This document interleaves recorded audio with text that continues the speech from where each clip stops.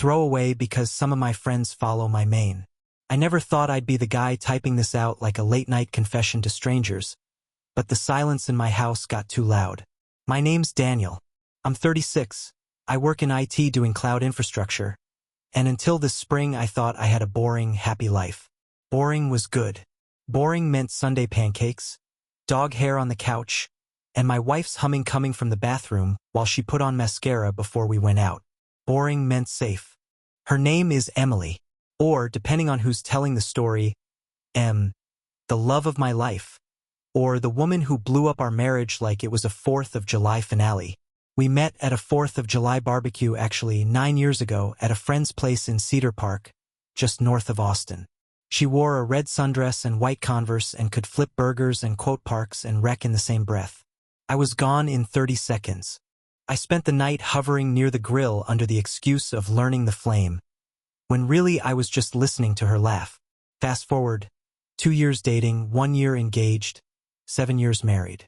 We bought a tan, vaguely soulless suburban house with a maple in the front yard, put a blue star on the porch at Christmas, and adopted a golden retriever named Max because of course we did. She was a marketing manager at a mid-size agency that serviced tech clients. I set up her home office with a second monitor and one of those ergonomic chairs you can sit in all day. We were not flashy people, just settled. The first crack was the phone. Emily used to toss her iPhone anywhere, on the kitchen island, the arm of the couch, my lap if she needed both hands to pull her hair into a ponytail. Then the phone started living face down. Notifications switched from banners to deliver quietly. She turned off read receipts, then location sharing, because my Maps app was glitching. She took it with her to the bathroom. I told myself not to be that guy. People get privacy. Boundaries are healthy. Also, it's 2025. Everybody's phone is an extra limb. But there were other things. She started working late more nights than not. I'd get a text at 6:15 p.m. Client dinner? Don't wait up Red Heart. And then I'd heat leftovers, feed Max, and pretend Netflix could drown out the clock. When she came home, there was a scent on her that wasn't hers. Not heavy. A whisper of musk that floated above her own vanilla perfume. The first time I noticed it, I joked, "Wow, the client smells like a department store." And she laughed like I was adorable and told me not to be paranoid. The second time, she got prickly. "Do not start with me. It's the waiter's cologne," she snapped, then kissed me quickly like punctuation. I tried to swallow the doubt. I don't want to make myself a hero here. I can be oblivious. I can get lost in code and tune out the world until dinner is cold. I am not perfect, but I am consistent. And something in our house had shifted so slowly that by the time I noticed, it was already different. The fall was busy, my company migrated a legacy app into Azure, and I was suddenly everyone's favorite person and also the scapegoat.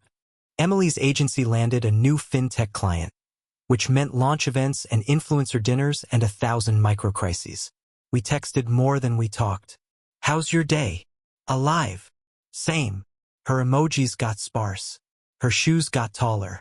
Her gym bag started living in the trunk of her car, along with a makeup pouch and a travel-sized dry shampoo she swore she kept forgetting to bring inside. The night everything crystallized was a Thursday. She said she had a client dinner downtown. Lots of VCs late night. She wore a navy dress I'd only seen at weddings and a blazer that said, "I run the room." She hugged me, kissed Max on the head, and blew out into the yellow porch light like a gust of perfume and determination. I cleaned up after dinner and sank onto the couch with Max's head on my thigh. That's when I saw her iPad. Silver, with a little scratch near the camera I could feel with my thumb. We share an Apple ID because life is easier when you can see shared calendars and photos memories from that one disastrous camping trip when it rained for 48 hours and our tent floated. I put the iPad on the coffee table to plug it in and a banner notification appeared. Taylor work. Can't stop thinking about last time. Rooms booked. I did not open it. Not for a full 60 seconds. I watched the blue bubble slide up and die. I stared at the shadow of my houseplant on the wall. I scratched Max's ear until he thumped his foot. I felt my heartbeat like someone knocking on the inside of my ribs. Then I opened the Messages app. The thread was months long. 100 banal check-ins braided with late-night filth and euphemisms and hotel emojis. Photos taken at angles meant to reveal nothing and everything at the same time. There were calendar invites named Client Dinner, each with a Hilton or Marriott in the notes. Inside jokes I wasn't in on. A picture of her hand in a bar with a bourbon and a caption I could hear in her voice, "Finally off the clock." His reply, "Meet you where we met." I screenshotted everything. I mailed it to a new email address I created in that moment. A clean inbox without a breadcrumb trail. I backed up the iPad to my laptop. I checked Find My and saw location sharing disabled for me. I enabled it again on the iPad, and the map pinged to life. A little blue dot in our driveway because I was that little blue dot. Hers was moving along Mopac, southbound. I did not smash anything that night. I didn't call my best friend Mark and scream. I didn't call my mom, who would drive over with chocolate pudding and righteous fury. I sat there with Max, my hands sunk into his fur, and started a list on the Notes app titled Reality. Under it I wrote, screenshots, iPad, Find My enabled, phone records, bank statements, pie. Then I closed the iPad, put it back exactly where I found it, and went to brush my teeth with hands that shook so hard I left foam on the mirror. She got home after 11. Her cheeks were flushed like she'd been running, but her eyes were flat. She smelled like someone else. She peeled off her heels at the door and padded toward me. "How was your night?" she asked, too bright. "Long," I said. "How was yours?" "Exhausting," she said, rolling her shoulders. "I hate these events. My feet are killing me." I looked at her feet. There was a faint red line across the top where the strap had been, like a secret stamp. "Want tea?" I asked. "God, yes," she said, and kissed me on the cheek. I stood in the kitchen and watched the kettle and thought about the bloated blue speech bubbles that had just detonated any universe where I wasn't being cheated on. The next morning I called in WFH, and Emily left early. As soon as her taillights disappeared, I dug through the file cabinet in the home office and pulled our last 6 months' bank statements. Lyft receipts with destinations near a Radisson. A couple of charges at a wine bar on 5th I didn't know she liked. A Hilton Garden Inn in Round Rock twice in 1 week. Then I called our carrier and asked for detailed call and text logs. Numbers I didn't recognize, repeated. I put them into Google and one came up in a press release on her agency's site next to a headshot. Taylor Saunders, Senior Creative Director. His face was symmetrical in that bland, American handsome way that looks like an algorithm's idea of a jawline. I stared at him on my work monitor and felt absolutely nothing, and then an electric pulse of hatred so clean it made me nauseous. I called a PI. His name was Alvarez, recommended by a guy in my fantasy football league who used him back when his sister's ex was doing insurance fraud. Alvarez had the energy of a bored math teacher and the eyes of someone who saw through walls. He quoted me a fee that made my wallet wince, and then he said, "If she's sloppy, I'll have what you need in a week. If she's careful, too. My guy on weekend surveillance is good." I met him at a Starbucks near my office. He put a small voice recorder on the table and tapped it once. "You consent?" he asked. "Protects you and me." "I consent," I said. "Tell me everything from the top," he said, and I did. When I finished, he slid a 1-page contract toward me and a pen with his name on it. "You're not the first husband," he said. "You won't be the last. I'll be in touch." For 2 weeks my life split in two, like poorly glued laminate. In one life I went to stand-up meetings, deployed code, and wrote clean documentation. In the other, I ate saltines in my truck while I waited for text updates from a man parked outside a hotel with a telephoto lens. Emily moved through our house like a roommate who owed rent. She made small talk. She left her phone face down. Once, while she was showering, her Apple Watch lit up on the bathroom counter with a preview of a message. "Still thinking about last night." She stepped out in steam and I said, casually, "Who's Taylor?" And she froze for a second too long before saying, "Client." Then she smiled with only half of her face and said, "You jealous?" "I'm not," I said. "Good," she said and wrapped a towel around her hair. I watched her lock the bathroom door. We had not locked doors in our house in years. Alvarez delivered on day 10. He emailed a folder with time-stamped photos and a PDF report thicker than some of the training manuals at work. There were pictures of her and Taylor walking out of an Italian place holding hands like high schoolers. There was a series where they kissed in a parking garage while looking around like they were in a bad TV show. There were hotel check-ins, complete with the exact times they arrived and left. There was a shot of them at a farmer's market on a Saturday morning, her in a baseball cap and sunglasses, him holding a bag of peaches. The report was clinical and devastating. I printed it on the office laser printer so I could highlight it like homework. I called a lawyer. Her name was Priya Patel, and she had the kind of voice that said, "I don't panic." She met me in a conference room with a glass wall that looked over downtown, and she wore a suit like armor. "Texas," she said after I laid out everything, "is a community property state, and adultery can influence a disproportionate division of assets. Can also influence spousal maintenance. Do you have children?" "Just a dog," I said. "Max." She nodded. "No children simplifies some things. Pets are property here, but judges are people with hearts. If your goal is to keep the house and the dog and minimize any support, your evidence helps. Do not confront her yet. Do not move money in ways that look like hiding. Keep doing exactly what you're doing. Documentation, calm behavior. We will file when you are ready." I asked her what ready looked like. "You tell me," she said. "Do you want to go quiet? We can. Or you want to light a match? It will be Messier. Sometimes Messier is cathartic." I looked at the pictures of my wife in a Hilton lobby and felt my mouth go dry. "I want it to be obvious to everyone who she chose to be," I said. "I want her to feel the weight of what she did." Priya didn't smile. "Then we'll be surgical and we'll be loud," she said. "But you don't break laws. No harassment. No threats. No revenge porn. You stay clean. You let the facts speak." Emily's birthday was 3 weeks out. She loves birthdays. She believes in making them a month-long festival of brunches and raucous dinners and just one more slice of cake. She'd already floated the idea of a party at our place because it's easier than going out, which meant cheaper than a venue, and I do the dishes. I said yes. I was so enthusiastic that she looked suspicious for half a second and then got swept into the logistics. Guest list, who would bring what, whether her parents would fly in from Ohio or just Zoom, they're old. I started planning like it was a product launch. I borrowed a projector from work under the pretense of a lunch and learn. I installed a new TV app that let me mirror my laptop. I created a slideshow in Keynote because I like clean transitions. There were photos from our wedding and vacations. There were little captions I wrote in a voice that used to be mine. There was a pivot point right in the middle where the screen would go black for 2 seconds, just long enough for the guests to blink, and then the first screenshot of Taylor work would appear. "This is the part where I tell you. If you are about to tell me I am a monster, save it. If you are about to tell me you can't humiliate someone into being honest, I agree. That wasn't the point.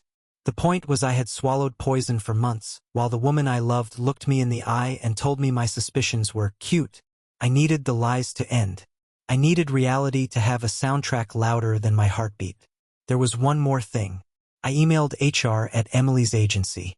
The subject line was question about company policy. I wrote a polite note asking for a copy of their fraternization policy, citing an anonymous scenario in which a senior creative director and a marketing manager in the same client pod were engaged in a romantic relationship. I asked if there were conflict of interest policies, whether disclosure was required, and whether the company had a code of conduct regarding using company funds for personal meals. I didn't send attachments. I didn't have to. HR replied within a day with a PDF of their handbook and, "We take these matters seriously. If you have specific concerns, we encourage you to file a report." I starred the email. The day of the party, I woke up before my alarm. I went for a run in the kind of humid morning where your shirt sticks to your back like cling wrap. Then I came home and chopped vegetables and arranged cheese like a person who can control anything. Emily flitted around the house in yoga pants, bare feet, messy bun. My favorite version of her. If you have ever loved someone who hurt you, you know the particularly cruel way your brain can superimpose the person they were over the person they are until you feel like you're talking to both at once. She looked beautiful. It made me want to wreck something. People started arriving. Mark showed up with a cooler and the face of a man who knows I am lying when I say, I'm fine. My neighbor Jen came in with a giant tray of baked ziti and the neighborhood gossip pulsing under her skin. Emily's parents FaceTimed from their kitchen in Ohio to say they were sad to miss it, which is Midwestern for, we never book flights on time. Colleagues from her agency filtered in, the social media girl with rainbow hair, the finance guy who always wore purple socks, and late Taylor himself. He came with a bottle of wine and his wedding ring on the wrong hand like he'd jammed it on in the car. He shook my hand like I was security at a club. Thanks for having me, man, he said, eyes skittering. Great house. Thanks for coming, I said. And it came out so even that Mark looked at me sharply. We ate. We laughed. We sang along to a playlist Emily made that was half indie pop and half songs we used to scream in the car with the windows down. I watched Emily touch Taylor's arm too long while she reached past him for a bowl of chips, and I smiled like it was fine. My heart beat so hard my vision fuzzed at the edges. Max moved from guest to guest, collecting pets, oblivious to the human storms that make dogs tilt their heads like radios trying to find a station. After cake, I tapped my glass. The room quieted on reflex. We are trained animals. Emily beamed at me, her cheeks pink, hand on her chest like a teenager. Speech. Someone yelled. I made something, I said, and lifted the remote. The TV glowed. The first slides were gentle. Our wedding day in Dripping Springs, where the hill country looks like an ocean of trees. The photo of Emily with frosting on her nose from the time I underestimated the elasticity of a piping bag. Max with a Santa hat he loathed. A selfie in front of the greetings from Austin mural. Sunglasses reflecting our ridiculous grins. People odd. Emily dabbed at her eyes. Taylor watched her like a man in a movie who can't believe his luck. Then the screen went black. 2 seconds. A text thread appeared. Blue and gray bubbles, crisp in 4K. At the top, Taylor work. Can't stop thinking about last time. Rooms booked. A silence fell so complete I could hear the neighbor's air conditioner kick on outside. Someone said, quietly, oh my God. I clicked again. A photo of their hands, fingers laced, on a bar top. Finally off the clock. Next slide. Same hotel. Next. Tomorrow. You drive. Next. 2 hotel confirmations, dates and times. I moved through them like a surgeon, no flourish, no commentary. Daniel, Emily said, voice paper thin. What is this? I clicked again. Photos from Alvarez. The laptop shutter sound effect I forgot to mute went off every time the slide changed and echoed like a metronome. Taylor turned a gray I've only seen on old statues. Emily put her hand to her mouth and made a noise I will hear in my skull until I die. Daniel, stop, she said, sharper now. Turn it off. I clicked again. A screenshot of a bank statement with the Hilton charge highlighted. A Lyft receipt to the Radisson with a route that was basically a neon arrow. A message from Taylor work. Hope you wore the blue one, winking face. Emily made a sound like she was choking. Stop, she hissed. Please, please. The last slide was a white background with black letters. Happy birthday, Emily. Here's to your new life because you're out of mine. Someone dropped a fork. It hit the tile and clattered forever. Taylor's wife. Yes, he had one, and yes, she was there. Her name is Allison, and she is the only person I apologized to that night. Stood up so fast her chair skidded. She slapped Taylor so hard the sound cracked. You, she said, voice shaking, are dead to me. Then she turned to me. Thank you, she said. And it was the saddest gratitude I've ever seen. Emily ran. Not a graceful exit. She stumbled, grabbed the back of a chair, knocked a plate to the floor, and bolted down the hall into our bedroom, and I heard the closet door slam. People were standing with their hands over their mouths like they were watching a building fall. Mark put a hand on my shoulder. You okay? He asked. No, I said. But I will be. I turned off the TV. The screen reflected a room full of strangers I had known for years. The party dissolved like sugar in hot water. Some people hugged me, quick and awkward. Some avoided me like I was contagious. The HR rep from Emily's office, who I didn't realize I'd met at the front door, introduced herself as Carla and gave me a look that said, "We'll talk." Allison left with her jaw set like it was welded shut. Taylor tried to say something to me, and Mark stepped forward with a look that said, "Don't." Taylor left. When the door finally closed and the house exhaled, I stood in the kitchen and looked at the wreckage. Half-eaten cake, cups sweating on coasters, a balloon bumping its head against the ceiling like it wanted out. Emily emerged from the bedroom with mascara on her cheeks and a top she hadn't been wearing 10 minutes before. She looked at me like I was the one who pulled a thread until the sweater unraveled. "How could you do that to me?" she demanded.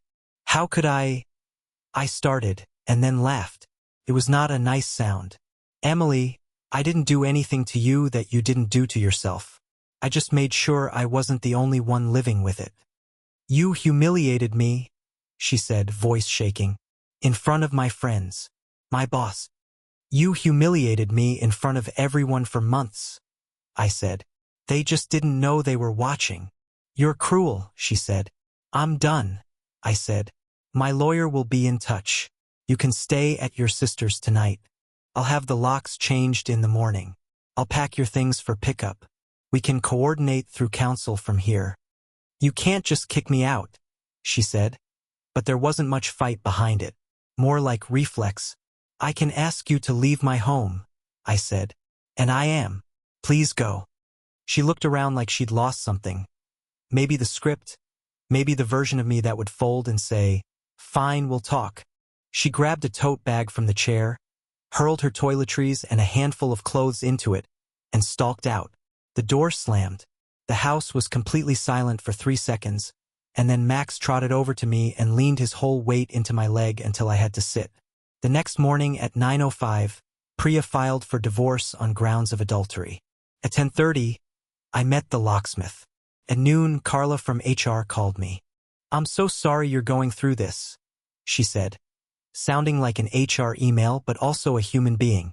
"We're investigating a violation of company policy. Thank you for bringing it to our attention. We won't need you to be further involved at this time." I said okay and hung up. I printed the email and put it in a folder labeled Life. The days after were a blur of paperwork and humiliation hangover. Emily texted from an unknown number, "We need to talk." I did not respond. She emailed, "You blindsided me."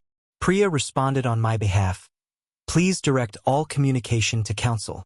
Emily's sister called Mark, who told me, "She says this is partially your fault because you're emotionally unavailable." I put my head down on my desk and laughed until it sounded like crying. My mom came over with chocolate pudding. Then the tidal wave hit Emily. HR moved quickly. I didn't ask for details, but when someone asked me to remove Emily from the Netflix family plan because she needs to tighten her budget, I put the pieces together. She resigned. The agency sent a company-wide email in the flattest language possible. Someone forwarded it to Mark, who sent it to me with yikes and the emoji with wide eyes. I didn't feel joy. I felt like someone had carved out my insides and filled the cavity with wet cement. The closest thing to satisfaction I felt was relief. I wasn't crazy. Taylor's wife filed within a week. She DM'd me on Instagram, apologized for the DM, said she had a lawyer and screenshots and a rage that tasted metallic. We grabbed coffee at a place halfway between our houses. She wore no makeup and a sweatshirt that said, "Support your local girl gang." She slid her phone across the table with more screenshots than I had. "I'm sorry," she said, eyes wet but direct. "I'm so sorry you had to find out this way." "I'm sorry too," I said. "I wish we'd never had to meet." In the evenings, I learned how to be alone in a house that had always been two. I put my wedding photos in a box and forgot where I put it. I got used to the way the porch light spilled onto the walkway without two shadows. I started going to the gym again because rage makes you strong at first and then it makes you tired. I slept sometimes. I dreamed of doors that wouldn't lock and cars I couldn't park and running down hallways where the floor fell away. Priya proposed a settlement. "We can make an aggressive offer," she said. "And if she balks, we go to court. Your evidence is persuasive.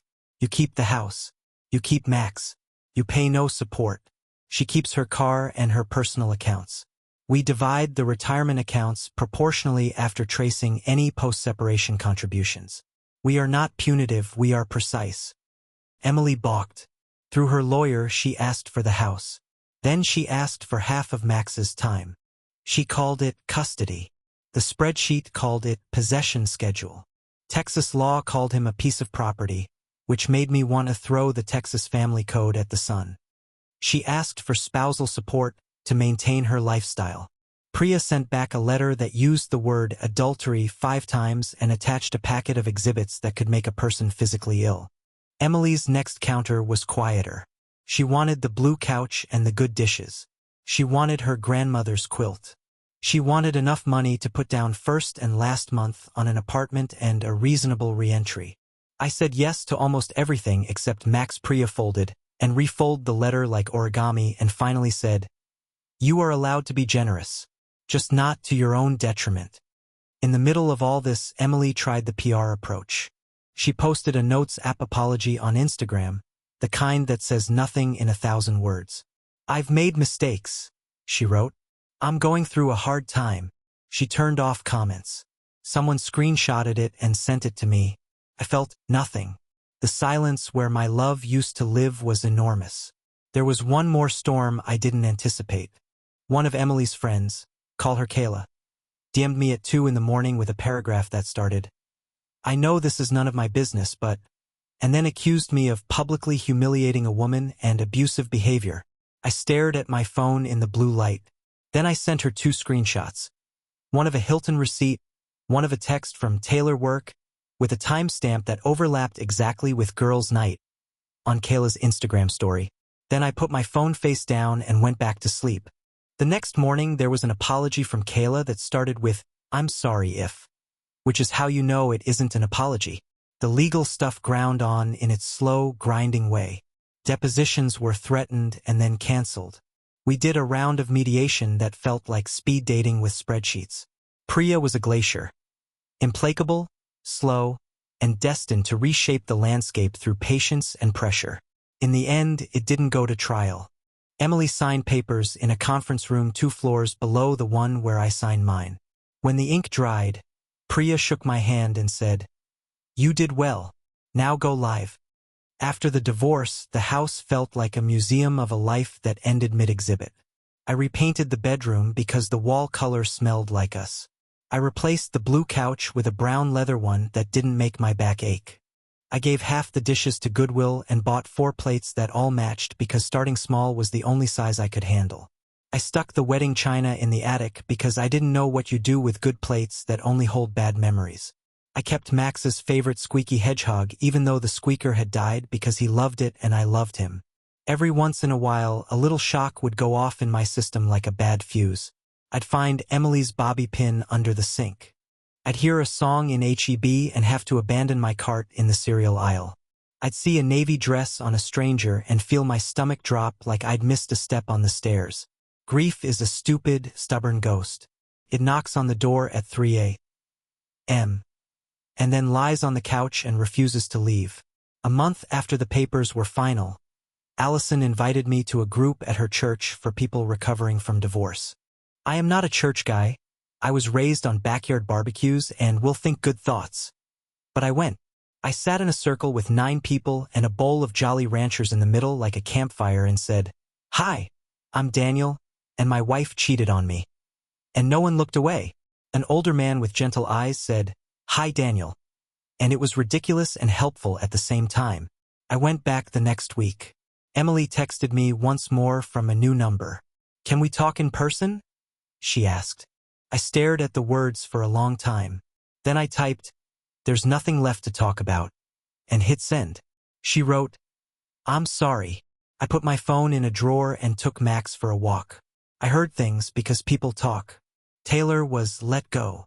Emily was taking time to recenter. She picked up contract work at a smaller agency that paid in gift cards and promises. She moved into a 1-bedroom with beige carpet and a balcony that faced a parking lot. Sometimes I imagined her there, sitting on the floor with a box cutter, slicing open a cardboard box labeled kitchen, while the sun set and the air conditioner cycled on and off. I didn't feel triumphant. I felt accurate. This is what happens when you light the match and forget you live in the house. The one conversation we did have was about Max. She asked if she could see him sometimes. Priya said I didn't have to agree to anything. I thought about it for 2 days and then said, "You can come to the park when I'm there on Sundays. If he seems stressed, we stop. He is not a bargaining chip." She came twice. Max wagged his whole body and then went and lay down at my feet.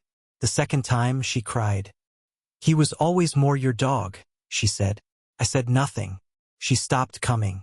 If you're still reading this, you probably want to know if I regret the slideshow. If I think I went too far. If, in the blue-washed light of 2 a.m., I ever wish I had chosen quiet. The answer is complicated and short. I regret that I ever had to build a slideshow. I regret that I loved someone who put me in a position where truth needed a projector to be heard. I do not regret making the truth loud. It is fashionable online to fetishize going nuclear, to swap strategies like recipes. Here's my unsolicited advice. Then, without theatrics. If you are being lied to, collect facts. Protect yourself legally. Do not break the law. Do not become the worst version of yourself in the name of exposing someone else's. Let the truth do most of the work. And if you decide to be loud, be precise. Clean cuts heal better than jagged ones. 2 months after the divorce, I took Max to the Barton Creek Greenbelt on a Saturday that felt like the calendar had finally turned. There was a kid catching tadpoles with his dad. There was a teenage couple carving initials into a cedar with a pocket knife they shouldn't have had. There were dogs everywhere, galloping in ecstatic, oblivious circles. The sun was in that spot where it turns everything to honey. I threw a tennis ball. Max hurtled after it like joy had a speed limit and he intended to break it. I stood there among strangers who had their own invisible earthquakes and thought, I am still here. Mark asked me the other week if I'm ready to date. The question made my whole body seize up like a car grinding gears. Not yet, I said. I'm learning how to like my own company. He nodded like he'd expected that. He told me his cousin's friend has a sister who's cool, chill, not terrible. I laughed. We ordered wings.